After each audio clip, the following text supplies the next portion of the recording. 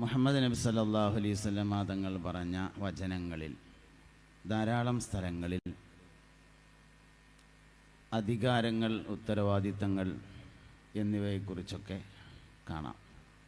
നിങ്ങൾ ഓരോരുത്തരും ഭരണാധികാരികളാണ്, നിങ്ങളുടെ ഭരണത്തെക്കുറിച്ച് ചോദിക്കപ്പെടുന്നവരാണ് എന്ന എല്ലാവരും എപ്പോഴും കേൾക്കുന്ന ഒരു വചനമുണ്ട്. കുല്ലുക്കും റായിൻ വ കുല്ലുക്കും മസ്ഊലുൻ അൻ റഇയ്യതിഹി. തത്തുല്യമായ വേറെയും ധാരാളം വചനങ്ങളെ നമുക്ക് കാണാൻ വേണ്ടി പറ്റും. ആരെങ്കിലും അധികാരം ചോദിച്ചു വാങ്ങിയാൽ അത് അവനിലേക്ക് ഏൽപ്പിക്കപ്പെടുന്നതും ആർക്കെങ്കിലും അധികാരം ഏൽപ്പിക്കപ്പെട്ടാൽ അള്ളാഹു അവനെ സഹായിക്കുന്നതുമാണ് എന്നറിയിക്കുന്ന മറ്റൊരു വചനമുണ്ട്.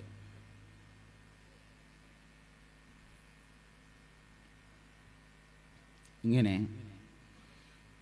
അമ്പിയാക്കളിൽ പരിശോധിച്ചാൽ രാജാക്കന്മാരും രാജാക്കന്മാരുടെ മക്കളൊക്കെ നബിമാരിൽ കഴിഞ്ഞു പോയിട്ടുണ്ട്. ഇബ്രാഹിം നബി അലൈഹി ഇസ്ലാമിൻ്റെ വാപ്പ താറഹ് എന്ന് പറയുന്ന ആൾ രാജാവായിരുന്നു എന്ന് താരീഖിലുണ്ട്. ലോകം അടക്കി ഭരിച്ച 4 രാജാക്കന്മാരിൽ 2 ആളുകൾ മുസ്ലിങ്ങളാണ്. സുലൈമാൻ നബി അലൈഹിസ്സലാം രാജാവായിരുന്നു, ദാവൂദ് നബി അലൈഹിസ്സലാം രാജാവായിരുന്നു.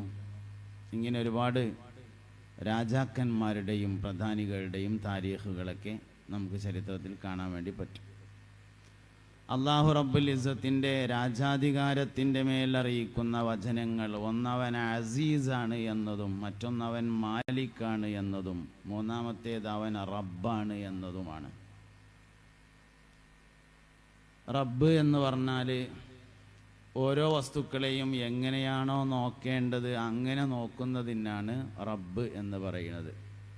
ലാ ഇലാഹ ഇല്ലല്ലാഹ് നമ്മളെല്ലാവരും വിശ്വസിക്കുന്നു. അള്ളാഹു അല്ലാതെ യഥാർത്ഥത്തിൽ ഇബാദത്ത് ചെയ്യാൻ അർഹൻ മറ്റാരുമില്ല എന്ന് പറയുമ്പോൾ ഒരു ചോദ്യമുണ്ട്, എന്തുകൊണ്ട്? അതിന് 3 ഉത്തരമാണുള്ളത്. 1, അള്ളാഹു നമ്മുടെ ഖാലിഖാണ്. 2, അള്ളാഹു നമ്മുടെ റാസിഖാണ്. 3, അള്ളാഹു നമ്മുടെ മാലിക്കാണ്. അള്ളാഹു നമ്മുടെ മാലിക്കാണ്, ഉടമസ്ഥനാണ്. ഇനി നമുക്ക് അതിലെന്തെങ്കിലും സംശയം തോന്നുകയാണെങ്കിൽ ഇബാദത്ത് ചെയ്യാതിരിക്കാനൊന്നും നിർവാഹമില്ല. അള്ളാഹു നമ്മുടെ റാസിഖാണ്. എന്നാലും നമുക്ക് വേണ്ടമായിരുന്നും കിട്ടണില്ല എന്ന് തോന്നുകയാണെങ്കിലും ഇബാദത്ത് ചെയ്യാതിരിക്കാൻ നിർവാഹമൊന്നുമില്ല. അള്ളാഹു നമ്മുടെ ഖാലിഖാണ്, അവൻ നമ്മുടെ സൃഷ്ടാവാണ്, അതുകൊണ്ട് അവനനുസരിച്ചേ പറ്റൂ എന്നതാണ്. ഇങ്ങനെ കുറേ കാര്യങ്ങൾ, അള്ളാഹുവിൻ്റെ ഇസ്സത്ത്, പ്രതാപം അവൻ്റെ അധികാരത്തിൻ്റെ മേലറിയിക്കുന്നു. അവൻ മാലിക്കാണ് എന്നത് അവൻ്റെ അധികാരത്തിൻ്റെ മേലറിയിക്കുന്നു. അവൻ റബ്ബാണ് എന്നത് അവൻ്റെ അധികാരത്തിൻ്റെ മേലറിയിക്കുന്നു. അധികാരികളുടെ ഏറ്റവും പ്രധാനപ്പെട്ട യോഗ്യത, ലോകത്തെ ഏറ്റവും അധികാരമുള്ള മനുഷ്യൻ മുഹമ്മദ് നബിയായിരുന്നു സല്ലല്ലാഹു അലൈഹി വസല്ലം. നബി സല്ലല്ലാഹു അലൈഹി വസല്ലമയുടെ യോഗ്യത പറഞ്ഞപ്പോൾ അല്ലാഹു തആല പ്രധാനമായും പറയുന്നത് റഹ്മത്തിനെ കുറിച്ചാണ്. അള്ളാഹുവിൻ്റെ യോഗ്യത പറയുമ്പോഴും കാര്യമായി പറയുന്നത് റഹ്മത്താണ്. അർ-റഹ്മാനു അല്ലമൽ ഖുർആൻ ഖലഖൽ ഇൻസാന അല്ലമഹുൽ ബയാൻ എന്നതാണ്. ഏഷ്യ ഉപഭൂഖണ്ഡത്തിലെ ഏറ്റവും വലിയ മെൻ്റൽ ആശുപത്രി ഉള്ളത് ത്വായിഫിലാണ്.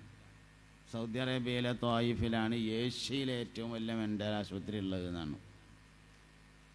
എന്തുകൊണ്ട് ത്വായിഫിൽ ഏറ്റവും വലിയ മെൻ്റൽ ആശുപത്രി ഉണ്ടായി എന്നതിൻ്റെ ഉത്തരം നമുക്ക് എല്ലാവർക്കും അറിയുന്നതാണ്. നബി സല്ലല്ലാഹു അലൈഹി വസല്ലമയെ കളിയാക്കിയ ആൾക്കാരാണ് ത്വായിഫുകാർ എന്നതാണ്. ഇവിടെ നമ്മൾ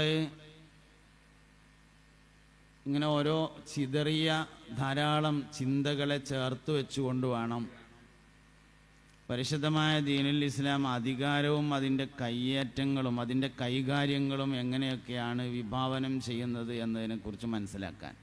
4 അബ്ബാസിയ ഭരണാധികാരികളോടൊപ്പം ഭരണത്തിൽ പങ്കുചേർന്ന ആളായിരുന്നു ഗൗസുൽ ആദം സുൽത്താൻ മുഹിയുദ്ദീൻ അബ്ദുൽ ഖാദിർ ജീലാനി ഖദ്ദസല്ലാഹു സിർറുൽ അസീസ്.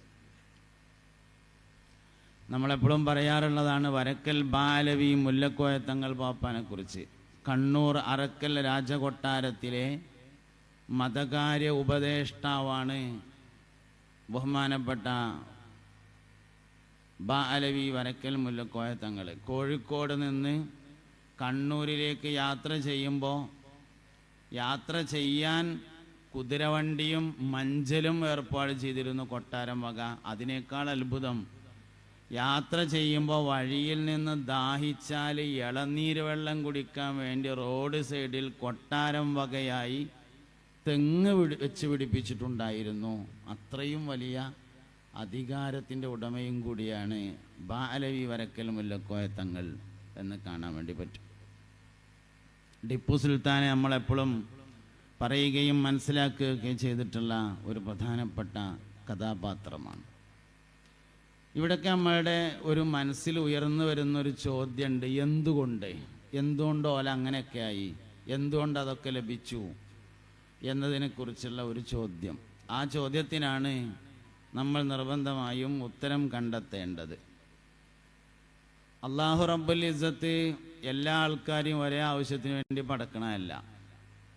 ഈ ലോകത്ത് മനുഷ്യന് 5 പ്രധാനപ്പെട്ട കാര്യങ്ങളാണ് നേടിയെടുക്കാവുന്ന ഉന്നതികൾ. ഒന്ന് നുബുവത്താണ്,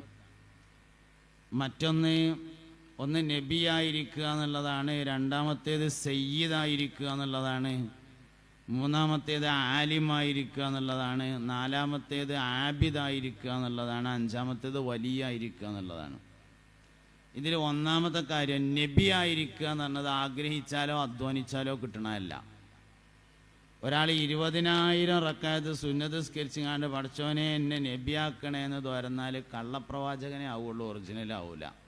കാരണം അത് ഒരാൾക്ക് അധ്വാനിച്ചാൽ നേടിയെടുക്കാൻ കഴിയുന്നതല്ല, അള്ളാഹുവിൻ്റെ ഇസ്തിഫ ആണ്, തെരഞ്ഞെടുപ്പാണ്. നേരത്തെ തന്നെ അള്ളാഹു സുബ്ഹാനഹു വ തആല അമ്പിയാക്കളെ അമ്പിയാക്കളായി സംവിധാനിക്കുന്നതാണ്. അതിൻ്റെ താഴെയുള്ള എല്ലാ കാര്യവും നമുക്ക് അധ്വാനിച്ചാൽ കിട്ടുന്നതാണ്. ഒന്ന് സയ്യിദായിരിക്കുക, 2 ആലിമായിരിക്കുക, 3 വലിയായിരിക്കുക, 4 ആബിദായിരിക്കുക. ഇത് 4ഉം പ്രധാനപ്പെട്ട, 4 ഒരുമിച്ച് കൂട്ടിയ ആളാണ് വരക്കൽ മുല്ലക്കോയ തങ്ങൾ പറഞ്ഞ ആൾ. 4 ഒരുമിച്ച് കൂട്ടിയ ആളായിരുന്നു മമ്പുറം സയ്യിദ് അലവി മൗലദ്ദവീല റളിയല്ലാഹു അൻഹു. 4 ഒരുമിച്ച് കൂട്ടിയ ആളായിരുന്നു അജ്മീർ മൊഈനുദ്ദീൻ ചിശ്തിയിൽ അജ്മീരി ഖദ്ദസല്ലാഹു സിർറഹുൽ അസീസ്. 4 ഒരുമിച്ച് കൂട്ടിയ ആളായിരുന്നു വരക്കൽ മുല്ലക്കോയ തങ്ങൾ പാപ്പ. 4 ഒരുമിച്ച് കൂട്ടിയ ആളായിരുന്നു സമസ്ത കേരള ജമിയത്തുൽ ഉലമയുടെ പ്രസിഡൻ്റായിരുന്ന സയ്യിദ് അബ്ദുറഹ്മാൻ ഇമ്പിച്ചിക്കോയ തങ്ങൾ അൽ അസ്ഹരി എന്ന മഹാനുഭാവൻ. ഇങ്ങനെ 4 ഒരുമിച്ച് കൂട്ടിയ ഒരുപാട് ആൾക്കാരുണ്ട്. ഒരു മനുഷ്യന് ആത്മീയമായ ഉന്നതിയിൽ നേടിയെടുക്കാൻ കഴിയുന്ന ഏറ്റവും പ്രധാനപ്പെട്ട കാര്യങ്ങൾ.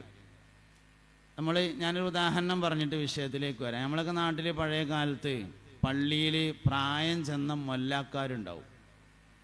അധികം എല്ലാ നാടുകളിലും മുക്രിസ്ഥാനം പാരമ്പര്യമായിട്ട് കിട്ടുന്നതാണ്. ചില സ്ഥലങ്ങളിലൊക്കെ ഖാദി സ്ഥാനം പാരമ്പര്യമായിട്ടുണ്ട്, ചില സ്ഥലങ്ങളിൽ ഖത്തീബ് സ്ഥാനം പാരമ്പര്യമായിട്ട് വരുന്നുണ്ട്.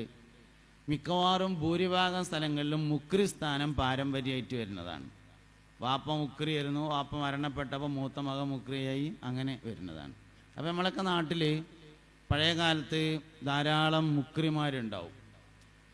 മുക്രികാർക്ക് അങ്ങനെ പള്ളിയിൽ വാങ്കൊക്കെ കൊടുക്കും, ആൾക്കാർക്കൊക്കെ നല്ല ഇഷ്ടമാണ്. അസർ നിസ്കാരം കഴിഞ്ഞാൽ മുക്രികാക്ക പെരേക്കൊന്ന് പോകും. അപ്പോൾ ഇങ്ങനെ കയ്യിലൊരു വടി ഉണ്ടാവും. ആ വടി ഇങ്ങനെ കുത്തിയിട്ട്, അമ്പിയാക്കളുടെ പാരമ്പര്യത്തിൽപ്പെട്ടതാണെന്നാണ് വടി. 40 വയസ്സ് കഴിഞ്ഞാൽ നബിമാരെല്ലാവരും വടി ഉപയോഗിച്ചിരുന്നു എന്ന് താരീഖിലുണ്ട്. ബഹുമാനപ്പെട്ട മൂസ നബി അലൈഹി ഇസ്ലാമിൻ്റെ ചരിത്രപ്രസിദ്ധമായ വടി അനന്തരമായി ലഭിച്ചതാണ്. കല്യാണം കഴിച്ച് ഷുഐബ് നബി അലൈഹി ഇസ്ലാമിൻ്റെ മകളെയാണ് മൂസാ നബി അലൈഹി ഇസ്ലാം കല്യാണം കഴിക്കുന്നത്. കല്യാണം കഴിക്കുന്ന സമയത്ത് മഹർ കൊടുക്കാൻ കാര്യമായിട്ടൊന്നും ഇല്ലാത്തതുകൊണ്ട് ആടിനെ നോക്കൽ മഹറായി നിശ്ചയിച്ചു. അങ്ങനെ ആടിനെ നോക്കാൻ വേണ്ടി പോകുമ്പോൾ അമ്മോശനായ ഷുഐബ് നബി അലൈഹി ഇസ്ലാം തനിക്ക് മുൻകാല അമ്പിയാക്കളിൽ നിന്ന് പാരമ്പര്യമായി അനന്തരമായി വന്ന ഒരു വടി മൂസാ നബി അലൈഹി ഇസ്ലാമിന് കൊടുത്തതാണ്. മൂസാ നബി അലൈഹി ഇസ്ലാമിൻ്റെ ചരിത്രപ്രസിദ്ധമായ വടി.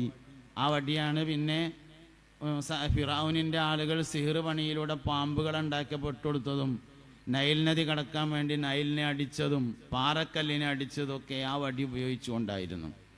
അപ്പോൾ പഴയ കാലത്തൊക്കെ നമ്മുടെ നാട്ടിലെ പള്ളിയിലുള്ള മുക്രിമാർക്ക് ഒരു വടി ഉണ്ടാവും കുത്തിപ്പിടിക്കാൻ.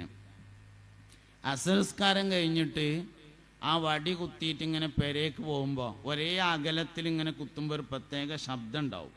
ഈ ശബ്ദം കേട്ടാൽ പീടിയക്കൊലയുമ്പോൾ ചായ കുടിച്ചുകൊണ്ട് ഇങ്ങനെ വർത്താനം പറഞ്ഞിരിക്കുന്ന ആൾക്കൊക്കെ അറിയും മുക്രിക്കാക്ക പള്ളിക്കന്ന് ഇറങ്ങിയിട്ടുണ്ട് എന്ന്.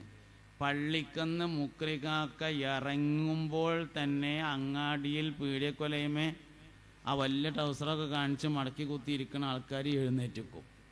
എന്നിട്ട് തുണിയൊക്കെ താത്തിയിട്ട് മുക്രി പോയി കഴിഞ്ഞതിൻ്റെ ശേഷം ഇപ്പം ഇരിക്കുള്ളൂ. ഇന്ന് മുക്രിയല്ല മൂലേര് വരികയാണെങ്കിലും നീച്ചിക്കണില്ല. അപ്പം നമുക്ക് തോന്നുകയാണ് നാട്ടുകാരൊക്കെ ആകെ കേടുന്നു എന്ന്. സംഗതി അങ്ങനെയല്ല. ബഹുമാനിക്കപ്പെടേണ്ട യോഗ്യത ഒരാൾക്കുണ്ടെങ്കിൽ അയാളെ കണ്ടാൽ ബഹുമാനിക്കാതിരിക്കാൻ കഴിയില്ല എന്നതാണ്.